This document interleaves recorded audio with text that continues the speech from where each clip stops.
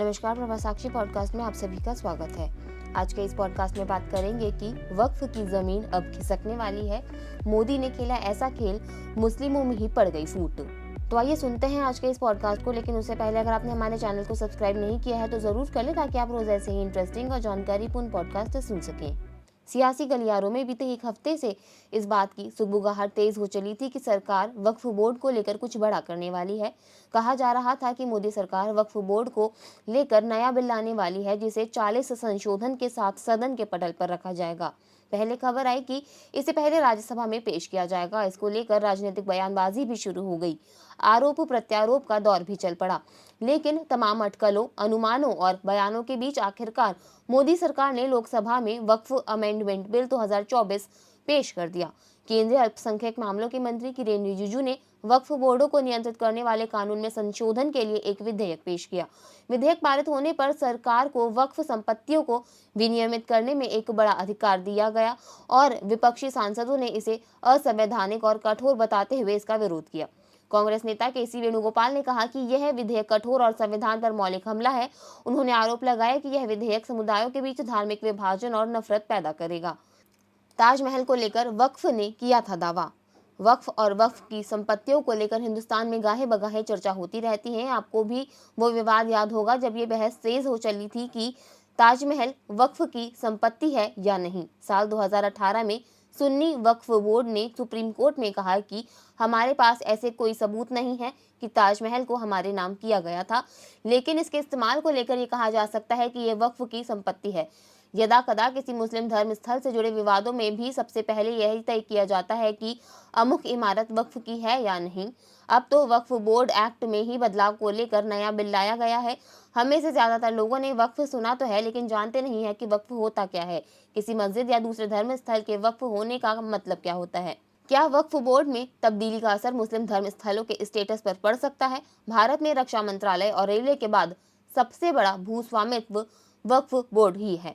सबसे ज्यादा जमीन उन्हीं के पास है। पैगंबर मोहम्मद के समय 600 खजूरों का एक बड़ा उदाहरण।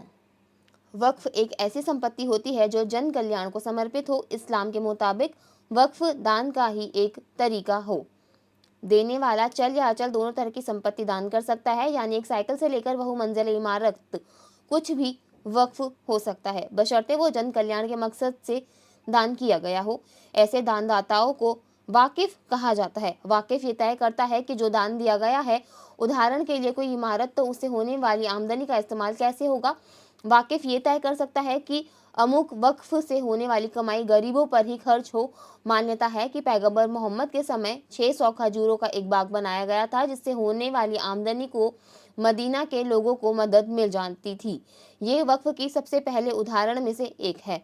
भारत में इस्लाम के आगमन के साथ ही यहाँ भी वक्फ के उदाहरण देखने को मिलने लगे। दिल्ली सल्तनत के वक्फ से वक्फ संपत्तियों को लिखित जिक्र मिलता है। उस जमाने में ज्यादातर संपत्तियां बादशाह के पास होती थी और वाकिफ होते थे और वक्फ कायम किया करते थे। मुस्लिम शासन के तहत वक्फ। भारत में मुस्लिम शासन के आगमन के साथ वक्फ की अवधारणा पेश की गई। इस देश में संपूर्ण मुगल एवं सल्तनत काल में वक्फ प्रबंधन प्रकृति में बहुत ही धार्मिक रूप केंद्रित रहा। भारत में वक्फ का इतिहास दिल्ली सल्तनत की शुरुआत से है, जब सुल्तान मुइजुद्दीन सैम गौर ने जामा के पक्ष में 2 गांव समर्पित किए। मुल्तान की मस्जिद और उसका प्रशासन शेखुल इस्लाम को सौंप दिया गया। दिल्ली के रूप में भारत में सल्तनत और बाद में इस्लामी राजवंशों का विकास हुआ। मुस्लिम काल के दौरान फिरोज शाह तुगलक शासन में वक्फ को संगठित करने के प्रयास किए गए। फिरोज शाह तुगलक के शासनकाल के दौरान था वक्फनामा बनाने की प्रथा भारत में फली फूली। इस्लामी स्वर्ण युग के दौरान वक्फ संस्थाओं ने इस्लामी छात्रवृत्ति और शिक्षा के क्षेत्र में महत्वपूर्ण भूमिका निभाई। पहली बार कब आया था वक्फ बिल? 1954 में केंद्र सरकार ने वक्फ बिल पारित किया था। फिर 1964 में केंद्रीय वक्फ काउंसिल बनी। 1995 में हर राज्य और केंद्र शासित प्रदेश में वक्फ बोर्ड के गठन की इजाजत देने के लिए कानून में संशोधन किया गया। 2013 में तत्कालीन यूपीए सरकार ने एक्ट में संशोधन कर वक्फ बोर्ड की शक्तियों को और बढ़ा दिया। इसके अलावा 1954 और उसके बाद के अधिनियमों के माध्यम से वक्फ की अवधारणा के माध्यम से वक्फ की परिभाषा में उपयोगकर्ता एवं वक्फ अलल औलाद को जोड़ा गया। कौन सी संपत्तियां स्पष्ट रूप से विशेष रूप से इसके लिए समर्पित नहीं की गई हैं या धार्मिक या धर्मार्थ उद्देश्यों को भी वक्फ माना गया है। इस प्रकार कुछ संपत्तियां जहां दिखाने के लिए कोई सबूत नहीं है, एक प्रमाण मात्र से वास्तविक समर्पण को भी वक्फ माना जाता है।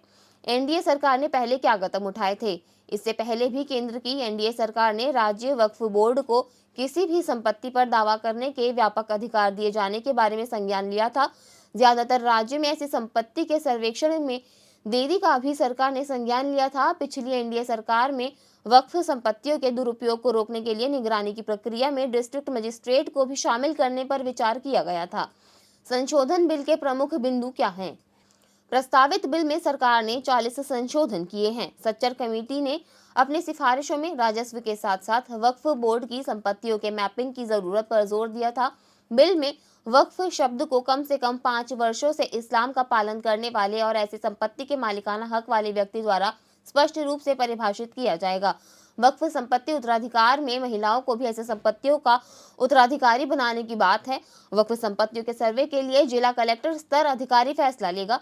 वक्फ बोर्ड को अपनी संपत्ति जिला मजिस्ट्रेट के दफ्तर में रजिस्टर्ड करानी होगी ताकि संपत्ति का मूल्यांकन हो सके। वक्फ बोर्ड के रेवेन्यू की जांच हो सकेगी। विवाद की वजह। वक्फ एक्ट में बदलाव के लिए लाए जा रहे बिल को लेकर विवाद का सबसे बड़ा बिंदु वक्फ बोर्ड की संपत्ति है।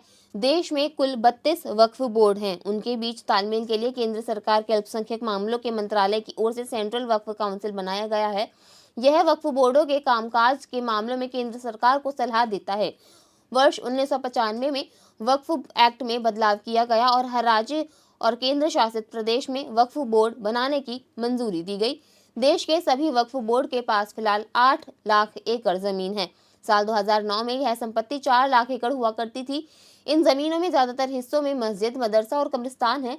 दिसंबर 2022 तक वक्फ बोर्ड के पास कुल 8,65,654 अचल संपत्तियां थी। अचल संपत्ति के लिहाज से देखा जाए तो वक्फ बोर्ड देश में रेल और सेना के बाद तीसरे सबसे बड़ी जमीन के मालिक हैं। संशोधन बिल में प्रावधान है कि वक्फ बोर्ड के फैसले के खिलाफ अब हाईकोर्ट में अपील की जा सकती है। यह प्रावधान अब तक नहीं था। किसी भी इस्लामिक देश में संस्था को इतनी शक्ति नहीं। इस संशोधन की तैयारी लगभग लोकसभा चुनाव से पहले ही हो चुकी थी। कहा जा रहा है कि सऊदी अरब सहित किसी भी इस्लामिक देश में इस तरह की संस्था को इतनी असीमित शक्तियां नहीं दी गई हैं। बीजेपी इन संशोधनों को गरीबों के हक में बता रही है। एक नेता ने कहा कि किसी की संपत्ति को अगर वक्फ बोर्ड की संपत्ति मानता है तो विवाद होने पर फैसला भी वक्फ बोर्ड ही करता है, जिसे गरीब मुस्लिम का हक माना जाता है। असीमित शक्तियों को कंट्रोल करना गरीबों के हक का फैसला होगा। आज के लिए इतना ही। अगले पॉडकास्ट में किसी और मुद्दे पर देंगे आपको विस्तृत जानकारी। तब तक के लिए जुड़े रहें प्रभा साक्षी के साथ।